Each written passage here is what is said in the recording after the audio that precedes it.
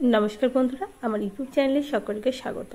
तो तुम्हादेरके किन्तु बोलेइछिलाम जे आज थेके तोमादेर फिलोजफिर उपर धाराबाहिकभावे किन्तु क्लास शुरू होच्छे। एसएलएसटी फिलोजफि जारा तोमरा रयेछो एबं तोमरा जारा क्लास चाइছিলে तादेर काछे विशाल बड़ो एकटा अपरचुनिटी तोमादेर काछे किन्तु एकदम फ्रीते এই अपरचुनिटी देওয়া হচ্ছে এবং এই ক্লাসগুলো কিন্তু ধারাবাহিকভাবে সোম বুধ শুক্র ঠিক ৮টার সময় তোমাদের দেওয়া হবে ছোট ছোট ভিডিওর আকারে।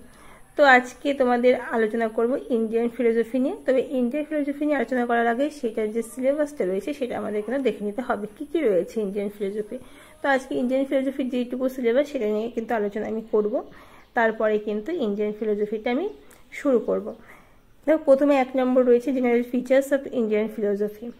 General feature of Indian philosophy ভারতীয় দর্শনের যে ফিচার্সটা মানে যে একটা বৈশিষ্ট্য রয়েছে, তারপরে যে চারবাক, তারপরে জৈন বৌদ্ধ ন্যায় বৈশেষিক শুরু হয়েছে, তার আগে যে প্রকৃতি এবং বৈশিষ্ট্য রয়েছে সেইগুলো কিন্তু আলোচনা করা আছে এই জেনারেল ফিচার্স অফ ইন্ডিয়ান ফিলোজফির মধ্যে।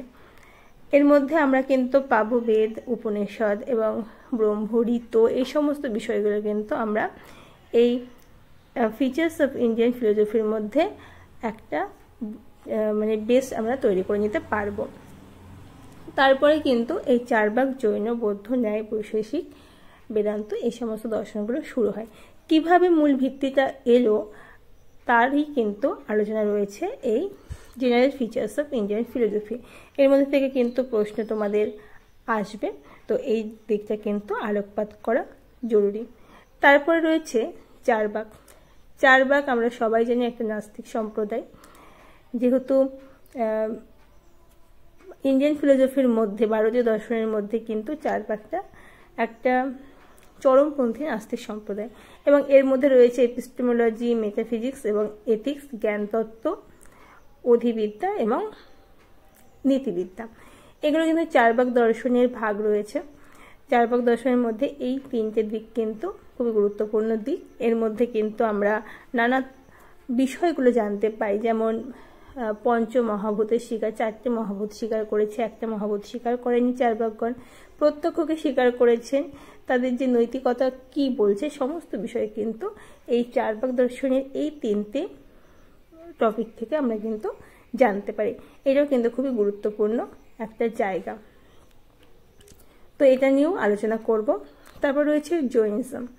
জৈন দর্শনে কি কি রয়েছে যেগুলো খুবই গুরুত্বপূর্ণ এবং তোমাদের যেগুলো সাব টপিকগুলো দেওয়া রয়েছে এখান থেকে কিন্তু তোমাদের প্রশ্নগুলো আসবে এবং তোমাদের কিন্তু ভালোভাবে পড়তে হবে। তোমাদের কিন্তু এই সিলেবাসটা একটু ভালোভাবে তোমরা নোট ডাউন করে নেবে, আর যেই সমস্ত কথাগুলো আমি বলবো অবশ্যই খাতা পেন নিয়ে বসে লিখতে থাকবে। তো এই সিলেবাসটা যদি আমাদের পরিষ্কার না থাকে তাহলে কিন্তু প্রবলেম হতে পারে। তো জৈনিজমের মধ্যে কোনগুলো রয়েছে দেখো, অনেকান্তবাদ রয়েছে, স্যাদবাদ, Jain theory of self and liberation, মানে আত্মা এবং তার মুক্তির কথা বলা রয়েছে। তো জৈন দর্শন পড়লে কিন্তু আমাদের জৈন দর্শনের প্রবক্তাকে এবং জৈন দর্শনে কি কি মূল বিষয়গুলি রয়েছে, মূল গ্রন্থগুলি কী কী রয়েছে, এই সমস্ত বিষয়গুলো আমাদের কিন্তু পড়তে হয় এবং এইগুলোর মধ্যেই কিন্তু আমাদের রয়েছে অনেকান্তবাদ, স্যাদবাদ এবং জৈন থিওরি সেলফ মানে আত্মা বা লিবারেশন, মুক্তির কিভাবে উপায়, এই সমস্ত বিষয়গুলো কিন্তু এখানে আলোচনা করা আছে জৈনিজমে এবং এগুলো কিন্তু আমাদের ধাপে ধাপে পরপর স্টেপ বাই স্টেপ আমাদের কিন্তু এগুলো পড়তে হবে। তারপর রয়েছে বৌদ্ধ ধর্ম, বুদ্ধিজম, যেখানে রয়েছে 4 নোবেল ট্রুথ মানে 4টে আর্য সত্য। তারপরে রয়েছে প্রচুর সমত্বাদ তত্ত্ব, তারপর রয়েছে নৈরাত্যবাদ, তারপরে অনেকান্তবাদ এবং 4 স্কুল অফ বুদ্ধিজম। আমরা জানি যে বৌদ্ধ দর্শনে 4টে আর্য সত্যের কথা স্বীকার করেছেন এবং এই 4টা আর্য সত্যের মধ্যে দিয়ে আমাদের যে জীবনের দুঃখ এবং নিরোধ এবং দুঃখ নিরোধের যে উপায়গুলো রয়েছে, অষ্টাঙ্গিক মার্গ এবং দ্বাদশ নিধনের কথা বলেছে, এই সমস্ত বিষয়গুলো কিন্তু আমরা বুদ্ধিজম থেকে পাই। নৈরাত্যবাদ এবং বুদ্ধিজমের যে বেসিক স্কুলটা সেটাও কিন্তু আমরা এই বুদ্ধিজম থেকেই জানবো। তো বুদ্ধিজমটা আমাদেরকে কিন্তু ভালোভাবে স্টেপ বাই স্টেপ পড়তে হবে এবং আমরা একদম প্রথম থেকে সিলেবাস ধরেই কিন্তু যেগুলো গুরুত্বপূর্ণ দিক সেগুলো স্টেপ বাই স্টেপ আলোচনা করব। তারপর দেখো রয়েছে ন্যায় বৈশেষিক দর্শন। তারপর দেখা রয়েছে ন্যায় এবং বৈশেষিক। ন্যায় বৈশেষিক সমসাময়িক দর্শন, এবং ন্যায় বৈশেষিক থেকে কিন্তু আমাদেরকে ভালোভাবে পড়তে হবে। ন্যায় থেকে অনেক প্রশ্ন আসে, এবং এখানে এসে ন্যায় বৈশেষিকেরা যে প্রমাণগুলো স্বীকার করেছে সেগুলো নিয়ে আলোচনা করা আছে ডিটেলসে। এবং ন্যায়ের যে এপিস্টেমোলজি মানে জ্ঞান তত্ত্ব, সেখানেও কিন্তু খুবই গুরুত্বপূর্ণ বিষয় রয়েছে যেটা আমাদেরকে পড়তে হবে। তারপরে ন্যায় থিওরি অফ গডের ধারণা, ঈশ্বর বলতে ন্যায় দর্শনে কি বুঝিয়েছে এবং কিভাবে ঈশ্বরটাকে তারা প্রেজেন্ট করেছে, সমস্ত বিষয়গুলো তো জানা হবে এই ন্যায় দর্শন থেকে। ন্যায় থিওরি অফ সোল, আত্মার বিষয়গুলো কিন্তু এভাবে আসবে পরপর। তার বৈশেষিক মেটাফিজিক্সে দেখো রয়েছে ক্যাটাগরি অফ দ্য রিয়েলিটি মানে পদার্থ। এখানে পদার্থের কথা বলেছে, দেবে ন্যায় বৈশেষিক দুজনেই কিন্তু পদার্থ স্বীকার। পদার্থের কথা কেউ 16টি পদার্থ স্বীকার করেছে, কেউ 7টি পদার্থ স্বীকার করেছে। এই পদার্থ বিষয়গুলো কিন্তু এখানে খুবই গুরুত্বপূর্ণ। তারপরে হচ্ছে দ্রব্য, পদার্থ বিষয়টা হলো, এবং পদার্থ কে কটা স্বীকার করেছে সেই বিষয়টা এখানে দেওয়া রয়েছে। এবং তারপরে রয়েছে দ্রব্য। বৈশেষিক দর্শনে দ্রব্যের আলোচনা রয়েছে। তোমরা জানো 9টি দ্রব্য স্বীকার করেছেন, এবং এই দ্রব্যের মধ্যে যেগুলো রয়েছে সেগুলো কিন্তু তোমাদেরকে পড়তে হবে। ডেফিনেশন অফ দ্রব্য অ্যান্ড ইটস ডিফারেন্ট কাইন্ডস। এই যে 9টা দ্রব্য স্বীকার করেছে এবং সেই ডিফারেন্ট কাইন্ডস মানে তাদের মধ্যে যে ডিফারেন্টগুলো রয়েছে সেগুলো কিন্তু আমাদের আলোচনা করতে হবে।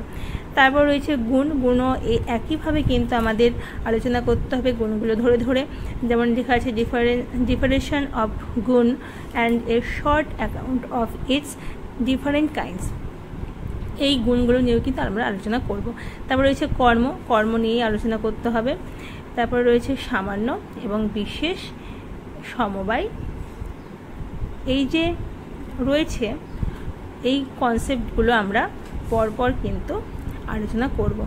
খুবই গুরুত্বপূর্ণ এই ন্যায় বৈশেষিকটা, এবং ন্যায় বৈশেষিকটা আমাদের কিন্তু খুবই ধৈর্য ধরে এবং স্টেপ বাই স্টেপ কিন্তু এগোতে হবে। আর তারপর রয়েছে অভাব। এগুলো ভাব পদার্থ গেল, আর এটা হচ্ছে অভাব পদার্থ। এই যে পদার্থের যে শ্রেণী বিভাগগুলো রয়েছে এবং কোনগুলো ভাব পদার্থ এবং কোনগুলো অভাব পদার্থ, কিভাবে আমরা ডেফিনেশন দেব, কিভাবে এগুলো আমরা প্রেজেন্ট করব, সেই সমস্ত বিষয়গুলো কিন্তু আলোচনা করা হবে। তারপর দেখো রয়েছে যে সাংখ্য আর যোগ। সাংখ্য দর্শন আর যোগ দর্শন এই দুটো দর্শনের কিন্তু সমসাময়িক দর্শন, এবং এরাও কিন্তু একই রকমভাবে প্রমাণ স্বীকার করেছেন, এবং এদের যেই ব্যাপারগুলো সেগুলো কিন্তু আমরা ধারাবাহিকভাবে পড়ব। এবং রয়েছে সৎকার্যবাদ, ডিফারেন্ট ফর দ্য সৎকার্যবাদ, যেমন সৎকার্য অসৎকার্যবাদ কীভাবে হয়েছে, এই সমস্ত বিষয়গুলো আলোচনা আমরা করব স্টেপ বাই স্টেপ। সৎকার্যবাদের যে থিওরিটা সেভাবে কি এলো, যে কার্যকারণ যে সম্বন্ধগুলো রয়েছে, কার্য কারণে সৎ না অসৎ, এই সমস্ত বিষয় নিয়ে আলোচনা করতে এগুলো আমরা স্টেপ বাই স্টেপ আলোচনা করব। তারপর রয়েছে সাংখ্য থিওরি অফ প্রকৃতি। আমরা জানি যে সাংখ্যর মধ্যে কিন্তু প্রকৃতি আর পুরুষের যে কনসেপ্টটা সেটা রয়েছে, এবং জগৎ সৃষ্টির পেছনে প্রকৃতি আর পুরুষকে কিন্তু সাংখ্য দর্শন স্বীকার করেছে, এবং তার একটা বিশাল বড় একটা দিক নিয়ে কিন্তু আলোচনা করা হয়েছে সাংখ্য দর্শনে, প্রকৃতি আর পুরুষ নিয়ে। সেই সমস্ত কনসেপ্টগুলো কিন্তু আমরা স্টেপ বাই স্টেপ পড়বো। এগুলো কিন্তু সিলেবাসটা তোমরা নোট ডাউন করে নাও। যদি না সিলেবাসটা চোখের সামনে থাকে তাহলে কিন্তু তোমাদের এই কনসেপ্টগুলো ক্লিয়ার করতে প্রবলেম হবে। তো সিলেবাসটা কিন্তু থাকা জরুরি, এবং সিলেবাসটা অর্ধেক মুখস্থ করে ফেলাও কিন্তু জরুরি। তারপর রয়েছে সাংখ্য কনসেপশন অফ গুণ। গুণ নিয়েও কিন্তু সাংখ্যের মধ্যে একটা কনসেপ্ট রয়েছে। তারপরে রয়েছে রিলেশন বিটুইন প্রকৃতি আর গুণ, মানে প্রকৃতি আর গুণের মধ্যে কি সম্পর্ক রয়েছে, এই বিষয়টাও কিন্তু পড়তে আমাদের হবে। তারপরে রয়েছে proofs for the existence of প্রকৃতি, কিভাবে প্রকৃতি এক্সিস্ট করছে সেটাকে আমরা কিভাবে প্রুভ করব, এই সমস্ত বিষয়গুলো এখানে কিন্তু রয়েছে। তারপরে রয়েছে সাংখ্য থিওরি অফ পুরুষ। সাংখ্য থিওরির মধ্যে যে পুরুষের কনসেপ্ট রয়েছে, যেমন প্রকৃতি পুরুষ, একটা জড় পদার্থ একটা চেতন পদার্থ, এই জড় আর চেতনের মিলবন্ধনে আমাদের এই জগৎটা সৃষ্টি হয়েছে, এই সমস্ত বিষয় কিন্তু আমরা পড়ব। তাহলে proofs for the existence of পুরুষ, এই এক্সিস্ট কীভাবে করছে পুরুষ সেই বিষয়টা আলোচনা করতে হবে। The doctrine of plurality of selves, এই যে প্লুরালিটি বা বহু পুরুষবাদ, এই বহু পুরুষবাদের কথাও কিন্তু রয়েছে। শুধুমাত্র পুরুষ আর প্রকৃতি নয়, তার মধ্যে কিন্তু বহু পুরুষও রয়েছে। এই বহু পুরুষের কনসেপ্টটা আমাদের পড়তে হবে। তারপর দেখো রয়েছে থিওরি অফ ইভলিউশন, এই ইভলিউশনের কথা কিন্তু রয়েছে, এই ইভলিউশনটা আমাদের পড়তে হবে, যেটা কিন্তু সাংখ্য দর্শনে রয়েছে। তারপর সাংখ্য থিওরি অফ লিবারেশন, জীব মুক্তি এবং বিদেহ মুক্তি, জীবন মুক্তি এবং বিদেহ মুক্তি, এগুলো কিন্তু রয়েছে। তারপর দেখো যোগ কনসেপ্ট অফ গড, যোগের মতে ভগবান বা ঈশ্বর কি, ঈশ্বর রয়েছে চিত্তভূমি এবং চিত্তবৃত্তিটা কিভাবে এলো, চিত্তভূমি বলতে কি বোঝায় এবং চিত্তবৃত্তি কোনগুলো নিয়ে তৈরি হয়েছে, এই সমস্ত বিষয়। তারপরে 8 ফোল্ডার মিনস অফ যোগ, অষ্টাঙ্গিক মার্গের কথা কিন্তু বলা রয়েছে যোগে। এই অষ্টাঙ্গিক মার্গের কথা কিন্তু আমাদেরকে পড়তে হবে, এই অষ্টাঙ্গিক মার্গ যোগে রয়েছে। তারপরে রয়েছে সমাধি, ইটস ডিফারেন্স টাইপ, এবং সমাধির কথা তোমাদের রয়েছে, যেটা আমাদের যোগ দর্শনে কিন্তু যে দেহতাত্ত্বিক বিষয়গুলো নিয়ে কিন্তু আলোচনা করা হয়েছে, এবং সমাধির কথা এখানে রয়েছে, সমাধি নিয়ে কিন্তু আলোচনা করা হয়েছে। তারপরে হচ্ছে মীমাংসা দর্শন, মীমাংসা দর্শনের মধ্যে আছে পূর্ব মীমাংসা এবং ভাট্ট মীমাংসা, এবং পূর্ব মীমাংসা ভাট্ট মীমাংসার মধ্যে কিন্তু এখানে অতিরিক্ত দুটি প্রমাণ স্বীকার করেছেন, যেমন অনুপলব্ধি এবং রয়েছে দেখো অর্থাপত্তি এবং অনুপলব্ধি, এইটা কিভাবে এলো, এবং দেখো লেখাই আছে যে অর্থাপত্তি অ্যান্ড অনুপলব্ধি as source of valid knowledge, কিভাবে এটাকে আমরা ভ্যালিড নলেজ বলছি, এই কনসেপ্টটা রয়েছে কিন্তু মীমাংসা দর্শনে। তারপরে দেখো রয়েছে প্রামাণ্যবাদ in respect of origin of knowledge and knowledge of knowledge, এই যে আমাদের সেন্স অর্গানের মধ্যে দিয়ে কিভাবে আমরা নলেজগুলোকে পাচ্ছি, এই যে প্রমাণগুলো রয়েছে সেগুলো নিয়ে কিন্তু আলোচনা রয়েছে মীমাংসা দর্শন, যেগুলো মীমাংসা দর্শনের মধ্যে পড়ছে। এবং প্রভাকর মীমাংসা, ভাট্ট মীমাংসা, একজনা 5টা প্রমাণ স্বীকার করেছেন, কেউ 6টা প্রমাণ স্বীকার করেছেন, এই সমস্ত বিষয় কিন্তু আলোচ্য বিষয়, এগুলো কিন্তু রয়েছে। তারপরে রয়েছে বেদান্ত দর্শন, বেদান্ত দর্শনে কিন্তু তোমার শঙ্কর এবং রামানুজের যে দর্শনের কনসেপ্ট সেটা কিন্তু এখানে রয়েছে। তো এইগুলো ছিল তোমাদের পুরোপুরি ইন্ডিয়ান ফিলোসফির যে সিলেবাস, সেটা কিন্তু এটা ইন্ডিয়ান ফিলোসফির সিলেবাস, এগুলো আমরা পরপর আলোচনা করব। তো আজকে একটু লেন্দি হবে বিষয়টা, কারণ আমি সিলেবাসটা প্রথমে আলোচনা করব, তারপরে কিন্তু চার্বাক দর্শনের একটা বেসিক বিষয়টা নিয়ে আলোচনা করব আজকের ক্লাসে। তো চলো বন্ধুরা শুরু করা যাক আজকের ভিডিওটা। যারা নতুন রয়েছে অবশ্যই সাবস্ক্রাইব করে বেল আইকনটি ক্লিক করে রাখবে, এইভাবে প্রতিদিন কিন্তু ধারাবাহিকভাবে ক্লাসগুলো পরপর আসতে থাকবে এবং প্লে লিস্ট করা থাকবে, পরপর তোমরা কিন্তু পেয়েও যাবে। তো কোনো রকম কিন্তু ফিস এখানে লাগছে না, সম্পূর্ণ বিনামূল্যে, শুধু তোমাদের সাবস্ক্রাইব আর বেল আইকনটি ক্লিক করা লাগছে। তো আজকে কিন্তু আলোচনা করব এই চার্বাকের পুরো বেসটা নিয়ে। তো চলো শুরু করা যাক। তার আগে আমরা পিডিএফটা ওপেন করে নিই। পিডিএফ ডাউনলোড করে নিয়েছি চার্বাক দর্শনের আলোচনা করার জন্য। তো চার্বাক দর্শনের আলোচনার প্রসঙ্গে আমরা বলতে পারি যে ভারতীয় দর্শনে কিন্তু দুটি সম্প্রদায়ে বিভক্ত করা হয়েছে, একটা নাস্তিক সম্প্রদায় আর একটা হচ্ছে আস্তিক সম্প্রদায়। তো আমি এই ভারতীয় দর্শন সম্প্রদায় নিয়ে এবং চার্বাক দর্শন নিয়ে একটা বেশ ডিটেলস আমি আলোচনা করছি, বেশি দীর্ঘায়িত করব না ভিডিওটি, পরের দিন থেকে কিন্তু ডিটেলস ক্লাস আসবে। তো যারা যারা দেখছো ভিডিওটি অবশ্যই লাইক কমেন্ট শেয়ার করে দেবে এবং খাতা পেন দিয়ে বসে পড়বে, নয়তো অনেক ইম্পর্টেন্ট কথা কিন্তু মিস হয়ে যাবে। তো চার্বাক দর্শনের আলোচনার প্রসঙ্গে আমরা বলতে পারি যে ভারতীয় দর্শনকে দুটি সম্প্রদায়ে ভাগ করা হয়, একটা আস্তিক সম্প্রদায় আর একটা হচ্ছে নাস্তিক সম্প্রদায়। এই আস্তিক সম্প্রদায়ের মধ্যে রয়েছে ন্যায়, বৈশেষিক, সাংখ্য, যোগ, মীমাংসা, বেদান্ত এগুলো, আর নাস্তিক সম্প্রদায়ের মধ্যে রয়েছে বৌদ্ধ, জৈন এবং চার্বাক। আমরা আস্তিক সম্প্রদায় কেন বলি? আস্তিক সম্প্রদায়ে এটাই মূল প্রতিপাদ্য বিষয়, এটাই যে বেদের প্রামাণ্য স্বীকার করা হয়েছে আস্তিক দর্শনে, আর নাস্তিক দর্শনে বেদের প্রামাণ্য স্বীকার করা হয়নি। বৌদ্ধ, জৈন এবং চার্বাক এই তিনটে সম্প্রদায়কে কিন্তু নাস্তিক সম্প্রদায় বলা হয় এবং জৈন এবং বৌদ্ধ দর্শনকে বলা হয় আংশিক নাস্তিক আর চার্বাককে বলা হয় পূর্ণ নাস্তিক। এবং কেন বলা হয় আংশিক নাস্তিক? কারণ বৌদ্ধ আর জৈন দর্শন সম্প্রদায় বেদের প্রামাণ্য স্বীকার করেননি ঠিকই, কিন্তু তারা জন্মান্তরবাদ, পুনর্জন্ম এবং কর্মবাদ এই সমস্ত বিষয়গুলি, ঈশ্বর এই সমস্ত বিষয়গুলি কিন্তু স্বীকার করেছেন।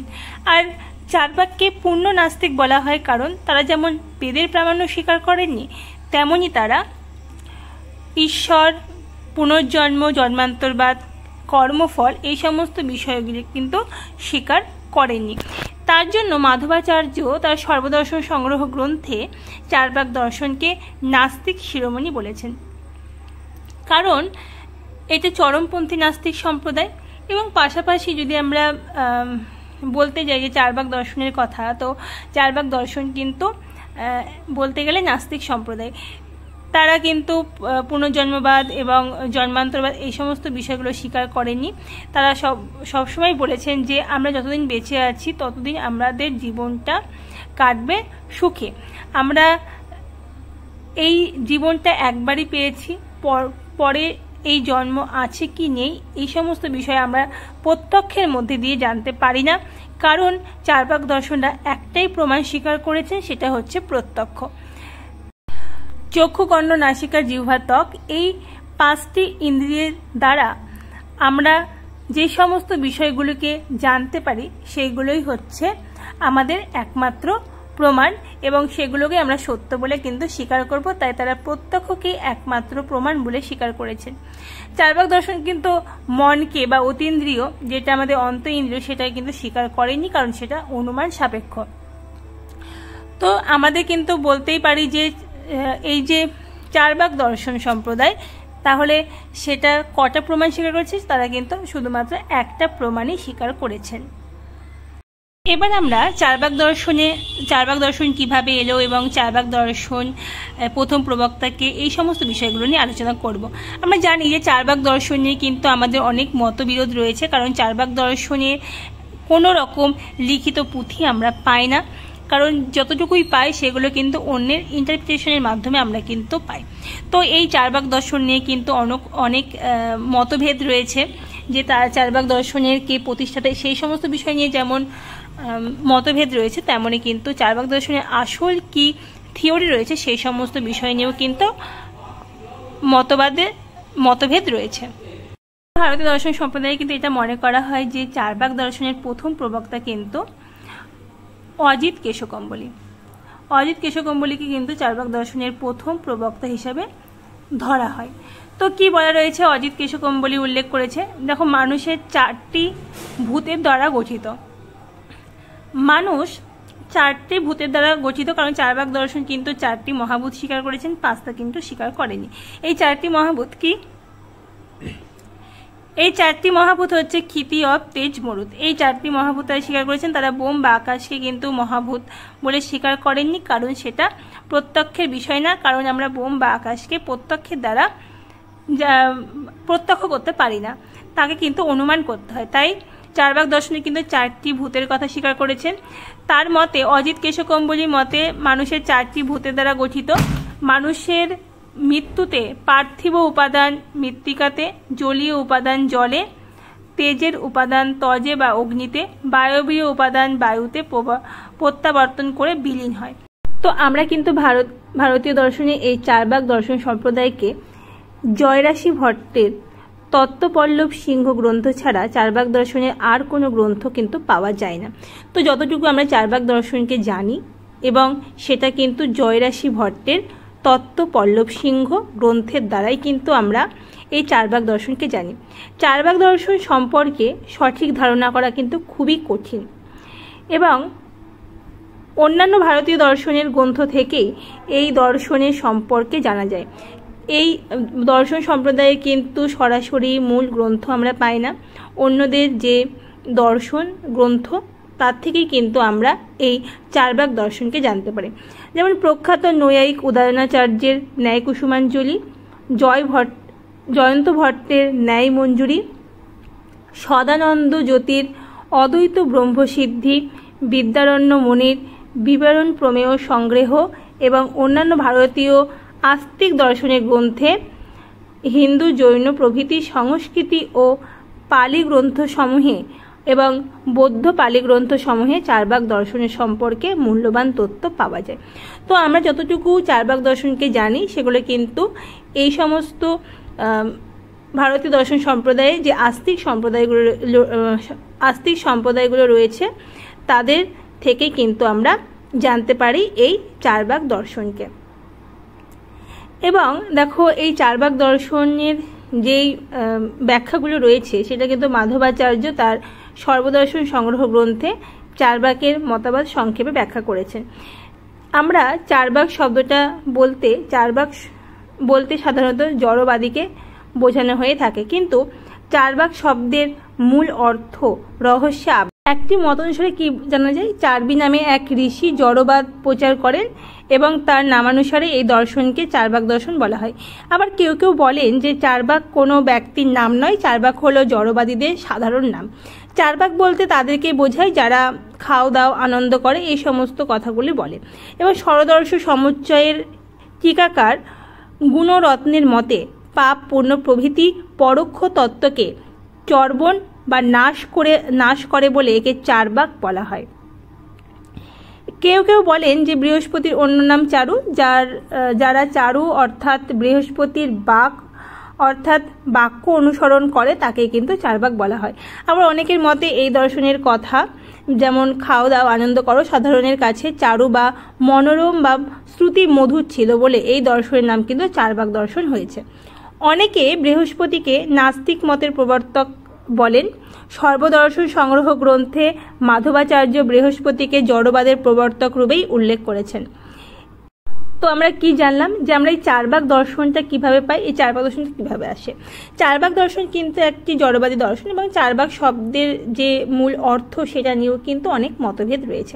অনেকে মনে করেন যে চারবি নামের ঋষির জন্য কিন্তু এই জড়বাদের নাম হয়েছে চারবাক দর্শন। আবার অনেকে মনে করেন যে বৃহস্পতির অপর নাম চারু এবং এই যে চারবাক দর্শনের মূল কথা রয়েছে খাও দাও আনন্দ করে, এটা শুনতে মানুষের কাছে কিন্তু অনেক শ্রুতিমধুর শোনাতো, যার ফলে কিন্তু এটাকে বলা হতো চারবাক দর্শন। আবার চারবাক দর্শন কিন্তু লোকায়িত দর্শনও বলা হয়, কারণ চারবাক দর্শন কিন্তু মানুষের মুখে মুখে প্রচারিত একটা দর্শন এবং লোকেদের কিন্তু একটা শ্রুতিমধুর একটা গ্রন্থ বলে মনে করা হয় চারবাক দর্শনকে। তাই চারবাক দর্শন কিন্তু লোকায়ত দর্শনও বলা হয়। অনেকে রয়েছে যারা যেমন হরিভদ্র সুত তার সরদর্শন সমুচ্চয় গ্রন্থে চারবাক মত কিন্তু বর্ণনা করেছেন এবং কৃষ্ণ মিশ্র তার প্রবোধচন্দ্রোদয় নামক দার্শনিক নাটক প্রসঙ্গক্রমেও কিন্তু চারবাক মতে উল্লেখ করেছেন। কারণ চারবাক একটা লোকায়িত একমাত্র শাস্ত্র, প্রত্যক্ষ একমাত্র প্রমাণ। পৃথিবীর জল বায়ু ও তেজ হলো চারটি তত্ত্ব, অর্থ এবং কাম হলো মানব জীবনের লক্ষ্য বা পুরুষার্থ। তো এই চারবাক দর্শন থেকে জানা যায় যে আমরা যদি পুরো চারবাক দর্শনটাকে একবার এক নজরে দেখতে চাই তাহলে বলতে পারা যায় যে চারবাক দর্শন একটা চরমপন্থী নাস্তিক সম্প্রদায়, তারা কিন্তু বেদের প্রামাণ্য স্বীকার করেন না। চারবাক দর্শনের এই জগৎ সৃষ্টির পেছনে কিন্তু চারটি মহাভূতে স্বীকার করেছেন এবং তাদেরকে জড়বাদী বলা হয়, কারণ তারা জড় পদার্থকেই স্বীকার করেছেন। তারা মানেন যে এই জগৎ সৃষ্টির পেছনে কিন্তু জড় পদার্থের ভূমিকা রয়েছে। জড় পদার্থ ক্ষিতি অপ তেজ মরুত এরা নিজেদের সাথে একে অপরের সাথে মিলিত হয়ে এই জগৎ সৃষ্টি করেছেন এবং এই চারটি তত্ত্ব ছাড়াও তারা দুটো পুরুষার্থ স্বীকার করেছেন, কাম এবং অর্থ। তারা এই দুটো পুরুষার্থ স্বীকার করেছেন এবং মৃত্যুতেই তারা পরিসমাপ্তির কথা বলেছেন এবং মৃত্যুই তাদের কাছে কিন্তু মোক্ষ। এই যে চৈতন্য বিশিষ্ট দেহকে তারা আত্মা বলেছেন। তারা মানেন যে যতক্ষণ আমাদের চৈতন্য আছে, যতক্ষণ আমাদের দেহ আছে, ততক্ষণই আমাদের চৈতন্য আছে। যখনই আমাদের দেহের বিনাশ হয়ে গেল তখনই কিন্তু আমাদের এই চৈতন্যেরও বিনাশ হয়ে গেল। তাই পরজন্ম পরলোক বলে তারা কিছু মানেন না এবং এই দেহাতিরিক্ত কোনো আত্মাকে তারা স্বীকার করেননি। তাদের দর্শনে তারা সবসময় মনে করেছেন যে দেহের অতিরিক্ত কোনো আত্মা নেই, দেহতেই চৈতন্য এবং দেহের বিনাশেই কিন্তু চৈতন্যের বিনাশ। চার্বাক দর্শনেরা কিন্তু শুধুমাত্র একটি প্রত্যক্ষই স্বীকার করেছেন, একটি প্রত্যক্ষ প্রমাণ স্বীকার করেছেন। তাদের প্রমাণ বলতে শুধুমাত্র একটি, সেটা হচ্ছে প্রত্যক্ষ প্রমাণ। তারা প্রত্যক্ষ প্রমাণ বলতে এই চক্ষু, কর্ণ, নাসিকা, জিহ্বা, ত্বক এই পাঁচটি পঞ্চ ইন্দ্রিয়ের মধ্যে দিয়ে আমরা যেই সমস্ত জ্ঞানগুলি পাই তাকেই কিন্তু তারা স্বীকার করেছে। তারা যে মন আমাদের অতীন্দ্রিয় সেটা কিন্তু স্বীকার করেননি চার্বাক সম্প্রদায়। তো আজকের এই ক্লাসটা আর বেশি দীর্ঘায়িত করব না। আজকে চার্বাক দর্শনের যে জিস্ট ব্যাপারটা সেটা আলোচনা করলাম। পরের দিন থেকে আমরা কিন্তু চার্বাক দর্শনের যে এপিস্টোমোলজিক্যাল দিক রয়েছে, মানে চার্বাক জ্ঞান তত্ত্ব রয়েছে, চার্বাক এপিস্টোমোলজি রয়েছে, সেটা কিন্তু আমরা আলোচনা করব পরবর্তী ক্লাসে। তো এইভাবেই ভাগ ভাগ করে পরপর ক্লাসগুলি আসবে। আজকে শুধুমাত্র যে চার্বাক দর্শনের যে বেসিক ব্যাপারটা সেটা আলোচনা করলাম। তো যারা যারা ভিডিওটি দেখছো অবশ্যই লাইক, কমেন্ট, শেয়ার করে দেবে। যারা নতুন রয়েছে অবশ্যই বেল আইকনটি ক্লিক করে সাবস্ক্রাইব করে রাখবে, কারণ এই পরপর ধারাবাহিকভাবে কিন্তু প্রতিদিন রাত 8টায় ক্লাসগুলি আসতে থাকছে। তো সকলকে আরও একবার অসংখ্য ধন্যবাদ শেষ পর্যন্ত দেখার জন্য। ভালো লাগলে অবশ্যই কমেন্ট করবে, আর কোন বিষয়গুলো তোমাদের দুর্বলতা রয়েছে অবশ্যই কমেন্ট করে জানাবে। সেই বিষয়গুলো নিয়ে আলোচনা করার কিন্তু চেষ্টা আমি করব এই ভিডিওর মধ্যে দিয়ে। তো আজকের ভিডিও এই পর্যন্ত, আর বেশি দীর্ঘায়িত করব না। আজকে একটু বেশি বড় হয়ে গেল ভিডিওটা, কারণ এর আগে সিলেবাস নিয়ে একটু আলোচনা করেছিলাম। তো আজকের ভিডিও এই পর্যন্ত, সকলকে আরও একবার অসংখ্য ধন্যবাদ।